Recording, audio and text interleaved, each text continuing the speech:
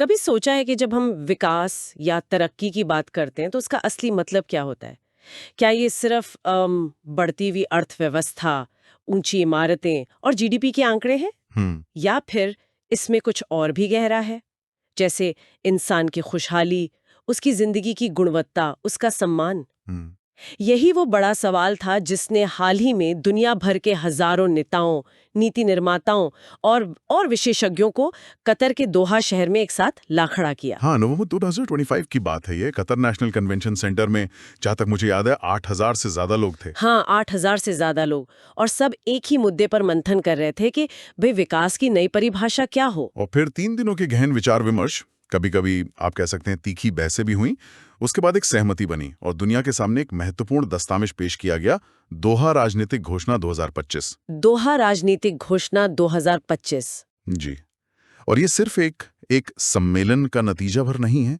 ये असल में इस बात का संकेत है कि वैश्विक स्तर पर विकास को लेकर सोच किस तरह बदल रही है, या शायद बदलने की जरूरत महसूस की जा रही है, ऐसा कहना बेहतर होगा। हाँ, और आज हमारी इस खास पड़ताल का मकसद इसी घोषणा के सार को समझना है। हमारे पास इस घोषणा से जुड़े कुछ अहम दस्तावेज और विश्लेषण हैं, तो इनके जरिए हम ये जानने की कोशिश करेंगे कि ये घोषणा सिर्फ कागजी बातों का पुलिंदा है या वाकई वाकई दुनिया भर में विकास को देखने और करने के तरीके में एक वास्तविक बदलाव ला सकती है। हम्म। इसमें सबसे महत्वपूर्ण बातें क्या हैं और क्यों ये हम सबके लिए मायने रखती हैं? ठीक है, तो चलिए इस घोषणा की परतों को खोलकर देखते हैं, जरा समझने की कोशिश करते हैं कि इसके मायने क्या हैं। बिल्कुल। देखिए, सबसे पहले तो ये समझना अहम है कि ये दोहा घोषणा अपने आप में है क्या। जैसा कि हमारे स्रोत बताते हैं, ये कोई कोई क्रांतिकारी नारा नहीं है अचानक से आया हुआ, बल्कि ये एक वैश्विक सहमति है, एक तरह का समझौता। समझौता। हाँ, समझौता। मतलब दुनिया भर के देशों ने मिलकर सामूहिक रूप से ये माना है कि विकास को मापने का पैमाना अब सिर्फ सिर्फ आर्थिक वृद्धि या जीडीपी के प्रतिशत तक सीमित नहीं रह सकता। वो सोच अब पुरानी पड़ चुकी है। बिल्कुल। अब विकास के दायरे में क्या क्या आ गया है? गरीबी का पूरी तरह खात्मा, हाँ, हर इंसान के लिए सुरक्षित और सम्मानजनक काम के अवसर, बिल्कुल। और समाज के हर तबके को, चाहे वो कितना भी हाशिए पर क्यों ना हो, विकास की मुख्य धारा में शामिल करना। बिल्कुल। ये सब अब विकास के नए और अनिवार्य पैमाने माने गए हैं। घोषणा में एक वाक्य है जो मुझे बहुत बहुत असरदार लगा। कौन सा? विकास का मतलब अब सिर्फ विकास दर नहीं, बल्कि मानव गरिमा की दर भी है। ये तो अपने आप में एक पूरी फिलॉसफी है ना? आपने बिल्कुल सही पकड़ा। ये विकास को एक मानवीय चेहरा देने की कोशिश है। ये कहता है कि आंकड़ों की बाजीगरी से आगे बढ़कर अब इंसानी जिंदगी की गुणवत्ता, उसके सम्मान और उसकी जरूरतों पर ध्यान देना होगा। ये एक बड़ा वैचारिक बदलाव है। हाँ। चलिए, अब इस घोषणा की जो 6 प्रमुख संदेश हैं, उन पर एक-एक करके थोड़ी और गहराई से बात करते हैं। ये सिर्फ बिंदु नहीं है, बल्कि आप कह सकते हैं कि ये विकास के नए स्तंभ हैं। हाँ, बिल्कुल। तो पहला स्तंभ या पहला संदेश है गरीबी के उन्मूलन को लेकर। घोषणा बहुत साफ शब्दों में कहती है, गरीबी खत्म करना सिर्फ विकास की रणनीति का हिस्सा नहीं, बल्कि ये पूरी मानवता का नैतिक कर्तव्य है। हम्म। ये गरीबी को सिर्फ आर्थिक समस्या मानने से कहीं आगे की बात है ना? हाँ, बिल्कुल। इसे एक नैतिक अनिवार्यता के तौर पर देखा जा रहा है। अब सवाल उठता है कि इसका व्यावहारिक मतलब क्या है? हाँ, वही। देखिए, इसका व्यावहारिक मतलब बहुत गहरा है।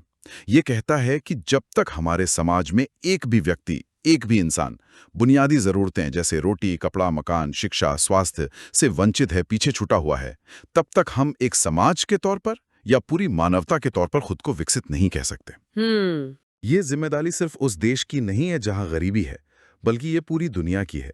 ये एक तरह से वैश्विक भाईचारे का आह्वान है, जो कहता है कि किसी एक की पीड़ा सबकी पीड़ा है और किसी एक का अभाव सबका अभाव है। अच्छा। तो यह सिर्फ दान या सहायता की बात नहीं है, बल्कि ये व्यवस्थागत बदलावों की मांग करता है, ताकि अवसरों का समान वितरण हो सके। ये वाकई वाकई गरीबी को देखने का एक बहुत अलग नजरिया पेश करता है। अच्छा, दूसरा बड़ा संदेश है सबके लिए सम्मानजनक काम, यानी डिसेंट वर्क फॉर ऑल। यहाँ सिर्फ रोजगार पैदा करने की बात तो नहीं हो रही है, इसमें सम्मानजनक शब्द पर खास जोर है। हाँ, और ये बहुत महत्वपूर्ण फर्क है। सम्मानजनक काम का मतलब है ऐसा काम जो सुरक्षित हो, जहां काम करने वालों के अधिकारों का हनन ना हो रहा हो, जहां उन्हें उचित मजदूरी मिले, सामाजिक सुरक्षा का इंतजाम हो, और जहां जहां लिंग, जाति, धर्म या किसी और आधार पर भेदभाव ना हो। यहां तक कि घोषणा में काम और निजी जीवन के बीच संतुलन, जिसे हम आमतौर पर वर्क लाइफ बैलेंस कहते हैं, हाँ हाँ। उसे भी विकास के एक जरूरी पहलू के तौर पर शामिल किया गया है। ये इस बात को मान्यता देता है कि इंसान सिर्फ एक आर्थिक इकाई नहीं है, उसकी सामाजिक, पारिवारिक और व्यक्तिगत जरूरतें भी हैं जिनका सम्मान होना चाहिए।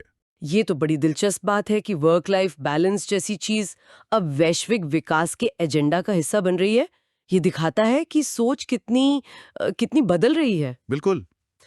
अच्छा, तीसरा संदेश, ये हमने सतत विकास लक्ष्यों यानी एसडीजीज में भी बार बार सुना है, लीव नो वन बिहाइंड, यानी कोई पीछे न छूटे।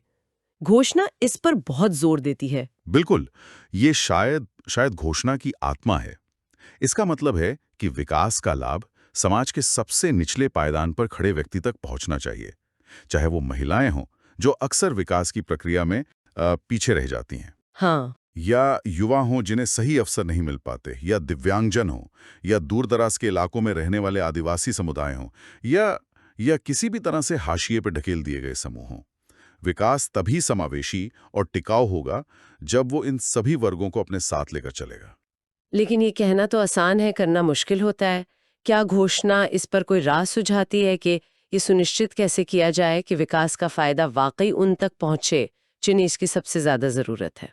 देखिए, घोषणा सीधे तौर पर हर देश के लिए कोई रेडीमेड नुस्खा तो नहीं बताती, क्योंकि हर देश के हालात अलग है ना। हाँ, वो तो है। लेकिन ये एक फ्रेमवर्क जरूर देती है। ये नीतियों को इस तरह से डिजाइन करने पर जोर देती है कि वो वंचित समूहों की खास जरूरतों को ध्यान में रखें। इसमें फिर डेटा का महत्व बढ़ जाता है, मतलब ये जानना कि कौन पीछे छूट रहा है और क्यों छूट रहा है। अच्छा। फिर लक्षित कार्यक्रम बनाने होंगे, सामाजिक सुरक्षा के नेट को मजबूत करना होगा, और सबसे जरूरी, इन समूहों को निर्णय लेने की प्रक्रिया में शामिल करना होगा ताकि वो अपनी जरूरतें खुद बता सकें। ये टॉप डाउन अप्रोच से थोड़ा बॉटम अप अप्रोच की तरफ जाने का संकेत है। समझ गई। अच्छा, अब चौथे संदेश पर आते हैं, जो शांति और स्थिरता के महत्व पर जोर देता है। घोषणा में एक तरह की चेतावनी भी छिपी है, जहां युद्ध और संघर्ष होता है वहां विकास दम तोड़ देता है। ये तो हम अपनी आंखों से दुनिया भर में देख ही रहे हैं। हाँ, और ये सिर्फ एक भावनात्मक बयान नहीं है, इसके पीछे ठोस तर्क हैं। संघर्ष और अस्थिरता किसी में देश के उसके सामाजिक और आर्थिक ताने बाने को बिखेर कर रख देते हैं। सही बात है। स्कूल, अस्पताल, सड़कें, बाजार, मतलब विकास के जो भी बुनियादी ढांचे दशकों की मेहनत से खड़े किए जाते हैं, वो पल भर में तबाह हो जाते हैं। लोगों का आपसी भरोसा टूट जाता है, निवेश रुक जाता है और पीढ़ियां पीछे चली जाती हैं। इसलिए घोषणा कहती है कि शांति और स्थिरता सिर्फ राजनीतिक लक्ष्य नहीं है, बल्कि ये सतत विकास की पहली और अनिवार्य शर्त हैं। शांति के बिना विकास की नींव ही नहीं रखी जा सकती। अब समीकरण साफ है, शांति इज इक्वल टू विकास की पहली सीढ़ी। ये बहुत बहुत अहम बात है। पांचवा संदेश है वैश्विक साझेदारी यानी ग्लोबल पार्टनरशिप पर। घोषणा कह रही है कि भाई अब अकेले चलने का जमाना गया, सबको मिलकर काम करना होगा। ये साझा जिम्मेदारी का युग है। इसका क्या मतलब हुआ? इसका मतलब सीधा सा है कि दुनिया के सामने जो बड़ी चुनौतियां हैं, चाहे वो गरीबी हो, असमानता हो, जलवायु परिवर्तन हो या फिर महामारियां हों, उनका सामना कोई एक देश या देशों का समूह अकेले नहीं कर सकता। नहीं कर सकता, हाँ। इसके लिए एक मजबूत वैश्विक साझेदारी की जरूरत है।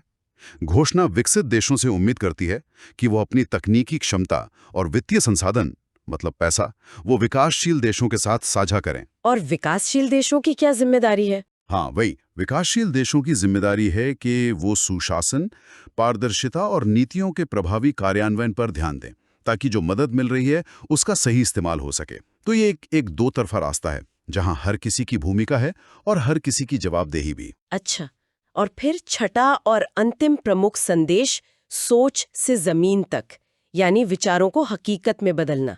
ये घोषणा सिर्फ ऊंचे आदर्शों और सिद्धांतों की बात करके नहीं रुक जाती, बल्कि ये एक तरह का एक्शन प्लान, एक रोड मैप बनाने का आह्वान भी करती है। सही कहा। घोषणा इस बात पर जोर देती है कि अब इन विचारों को अमल में लाने का समय है।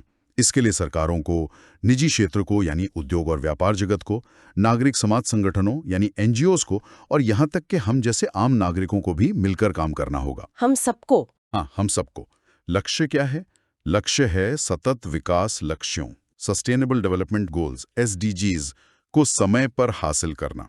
वो 2030 तक वाले लक्ष्य, गरीबी मिटाना, भुखमरी खत्म करना, स्वास्थ्य और शिक्षा में सुधार लाना, लैंगिक समानता हासिल करना, पर्यावरण की रक्षा करना, वो 17 लक्ष्य। हाँ, वो 17 लक्ष्य। तो ये एक सामूहिक जिम्मेदारी है और इसके लिए अब ठोस कदम उठाने की जरूरत है। ये 6 संदेश मिलकर विकास की एक बहुत बहुत व्यापक और मानवीय तस्वीर पेश करते हैं। लेकिन जैसा कि आपने शुरू में कहा था, ये विचार अचानक से 2025 में तो पैदा नहीं हुए होंगे। इसकी कोई पृष्ठभूमि होगी, कोई इतिहास होगा। बिल्कुल, इसकी जड़ें लगभग 30 साल पहले जाती हैं। 1995 में डेनमार्क के कोपेनहेगन शहर में एक विश्व सामाजिक विकास शिखर सम्मेलन हुआ था, world summit for social development. 1995 Copenhagen. जी, उस समय दुनिया ने पहली बार इतने बड़े पैमाने पर सामाजिक विकास के मुद्दों पर ध्यान केंद्रित किया था। और कोपेनहेगन घोषणा का जो केंद्रीय विचार था वो था विकास का केंद्र इंसान होना चाहिए। Putting people at the center of development. अच्छा, ये उस समय के लिए, आप सोचिए 1995 में, ये क्रांतिकारी विचार था क्योंकि तब विकास को ज्यादातर आर्थिक नजरिए से ही देखा जाता था। तो कोपेनहेगन ने कहा इंसान केंद्र में। और अब 30 साल बाद 2025 में दोहा घोषणा क्या कह रही है? क्या वो उसी बात को दोहरा रही है या उसमें कुछ नया जुड़ा है? देखिए, दोहा घोषणा कोपेनहेगन के विचार को न सिर्फ पुख्ता करती है बल्कि उसे आज के संदर्भ में, आज की चुनौतियों के हिसाब से और ज्यादा प्रासंगिक और व्यापक बनाती है। दोहा कहती है इंसान और धरती दोनों का सतत विकास। Sustainable development of people and planet. इंसान और धरती। प्लैनेट, ये नया है। हाँ, यहाँ एक बहुत महत्वपूर्ण शब्द जुड़ गया है, धरती यानी प्लैनेट। पिछले 30 सालों में दुनिया ने यह बहुत गहराई से महसूस किया है कि हम इंसान का विकास पृथ्वी की कीमत पर नहीं कर सकते। जलवायु परिवर्तन, जैव विविधता का नुकसान, संसाधनों की कमी, इन सब ने हमें सिखाया है कि हमारा भविष्य हमारी पृथ्वी के स्वास्थ्य से अटूट रूप से जुड़ा हुआ है। तो ये सिर्फ इंसान की खुशहाली नहीं बल्कि पृथ्वी की सेहत को भी विकास के केंद्र में ला रहा है। हमारे स्रोत में एक अच्छी उपमा दी गई थी कि कोपेनहेगन ने बीज बोया था, दोहा ने उसे पेड़ बना दिया है। हाँ बिल्कुल, ये 30 साल की यात्रा को बहुत खूबसूरती से बयां करता है। और ये पेड़ अब ज्यादा मजबूत है और इसकी शाखाएं भी ज्यादा हैं। ये सिर्फ सामाजिक विकास की बात नहीं करता बल्कि आर्थिक, सामाजिक और पर्यावरण, ये तीनों आयामों को एक साथ लेकर चलने की बात करता है। ये मानता है कि ये तीनों एक दूसरे से जुड़े हुए हैं और किसी एक को नजरअंदाज करके बाकी दो को हासिल नहीं किया जा सकता। यही सतत विकास की असली परिभाषा है। इस पूरी चर्चा से एक बड़ा संदेश जो मुझे समझ आ रहा है वो ये है कि सिर्फ अच्छी नीतियां बना लेना या घोषणाएं कर देना ही काफी नहीं है।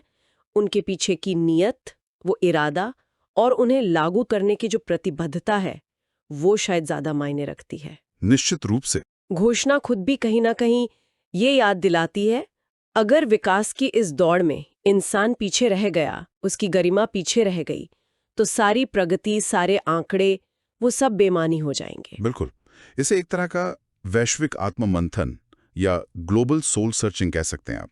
दुनिया सामूहिक रूप से इस बात को स्वीकार कर रही है कि विकास का जो पुराना मॉडल था, जो सिर्फ आर्थिक लाभ पर केंद्रित था और जिसने भारी असमानता और पर्यावरणीय क्षति पैदा की, वो अब टिकाऊ नहीं है, वो चल नहीं सकता।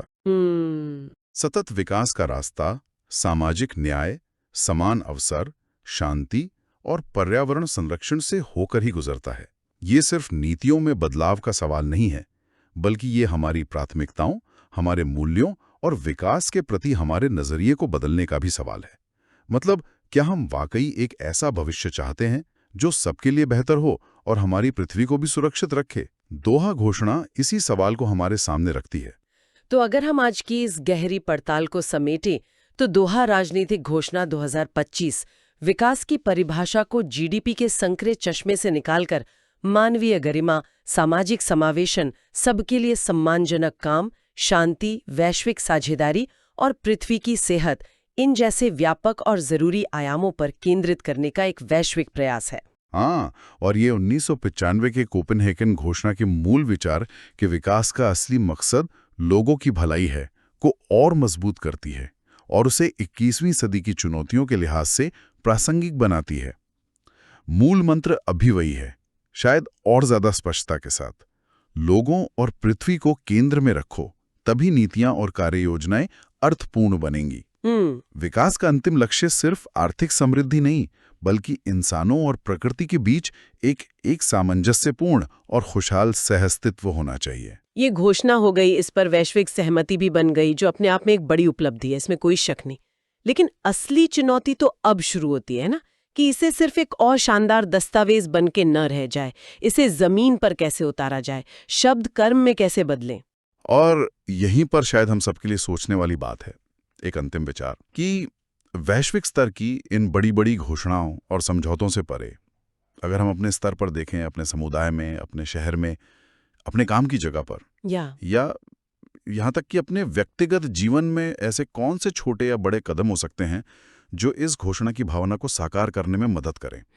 सही कहा। हम कैसे साझा खुशहाली, शेयर्ड प्रॉस्पेरिटी और सतत भविष्य, सस्टेनेबल फ्यूचर के विचार में अपना योगदान दे सकते हैं। शायद जब हम इन सवालों के जवाब स्थानीय स्तर पर ढूंढना और उन पर अमल करना शुरू करेंगे, तभी दोहा घोषणा जैसी वैश्विक प्रतिबद्धताओं का असली मतलब सामने आएगा। इस पर विचार करना वाकई जरूरी है, क्योंकि बदलाव की शुरुआत अक्सर छोटे कदमों से ही होती है।